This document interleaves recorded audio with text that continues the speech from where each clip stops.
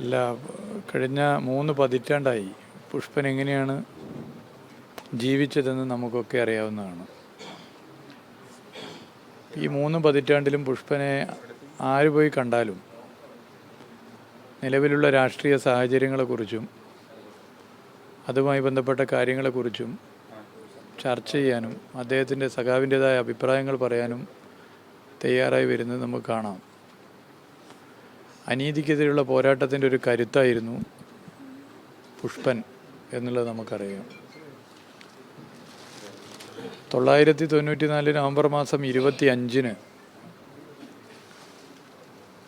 കയ്യിൽ കറുത്ത തുണി മാത്രമേന്തി നടത്തിയ പ്രക്ഷോഭത്തിന് നേരെ കേരളത്തിൽ കോൺഗ്രസിൻ്റെ നേതൃത്വത്തിലുള്ള UDF സർക്കാരിൻ്റെ മന്ത്രിസഭയിലെ ചില അംഗങ്ങളുടെ തന്നെ ആഹ്വാനപ്രകാരമാണ് ജനാധിപത്യത്തിൻ്റെ എല്ലാ മര്യാദയും പാലിച്ച് നടന്ന പ്രക്ഷോഭത്തിന് നേരെ വെടിയുതിർത്തത്.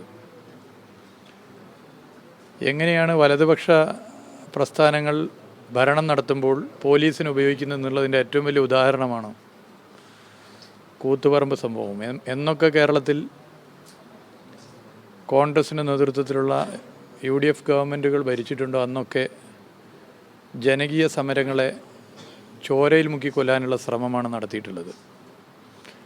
അത്തരത്തിൽ പോലീസിനെ ഉപയോഗപ്പെടുത്തി ജനകീയ സമരത്തെ ഇല്ലാതാക്കാനുള്ള ശ്രമമാണ് പൊതുവെ നടത്തിയിട്ടുള്ളത്.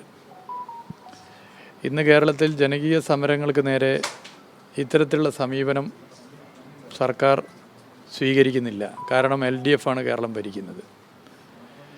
പുഷ്പൻ ഉൾപ്പെടെ പങ്കെടുത്ത സമരത്തിൻ്റെ മറ്റൊരു പ്രത്യേകത നവ ഉദാരവൽക്കരണ നയത്തിനെതിരെ നടന്ന പോരാട്ടങ്ങളിൽ ലോകത്ത് തന്നെ കണ്ട പോരാട്ടങ്ങളിൽ ആദ്യ രക്തസാക്ഷിത്വം കൂടിയാണ് 1994 നവംബർ 25 എന്നുള്ളതാണ്.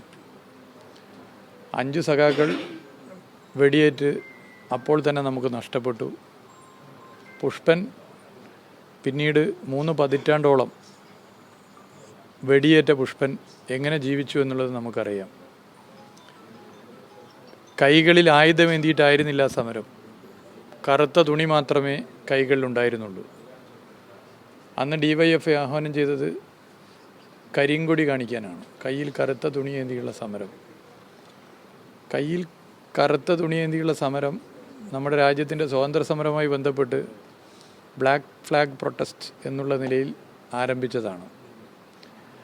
അത്തരമൊരു സമരത്തെ, ജനാധിപത്യത്തിന് എല്ലാ മര്യാദയും പാലിച്ചുകൊണ്ടുള്ള പ്രതിഷേധത്തെ പോലീസിനെ ഉപയോഗിച്ച് ചോരയിൽ മുക്കി കൊല്ലാനുള്ള ശ്രമമാണ് നടത്തിയത്.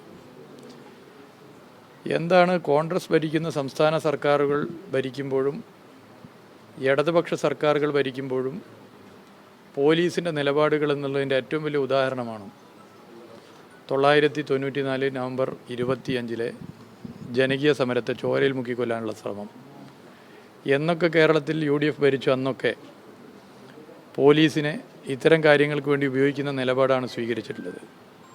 അത്തരമൊരു നിലപാട് സ്വീകരിച്ചതിൻ്റെ രക്തസാക്ഷിത്വം കൂടിയാണ് സഖാവ് പുഷ്പൻ്റേത്, 5 സഖാക്കളുടേത്. എന്നാൽ 3 പതിറ്റാണ്ടോളം ജീവിച്ച പുഷ്പൻ പോരാട്ടങ്ങൾക്ക് കരുത്തു പകരുന്ന നിലയിൽ, ഓരോ പോരാളിക്കും ഊർജം നൽകുന്ന നിലയിൽ നമുക്കൊപ്പം നിന്നു, നമുക്കൊപ്പം ജീവിച്ചു. പുഷ്പന് മരണമില്ല. പുഷ്പൻ ജീവിക്കുന്നു നമ്മളിലൂടെ.